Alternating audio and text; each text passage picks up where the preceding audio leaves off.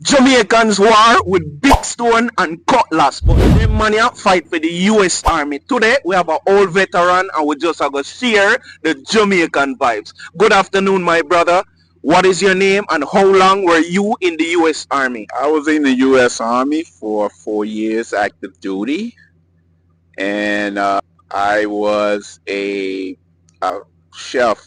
I used to cook for about 450 troops. So you cook for 450 troops, so you play it safe. Yes. Wonderful. So do you know about Jamaica and what do you love about Jamaica? Have you ever been there? I love the culture and the food.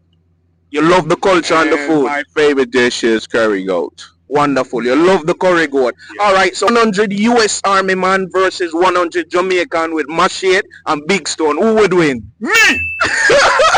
He would win. But I'm going to leave a Sure. Jamaican word with you and you're going to repeat after me. Ready? Ready.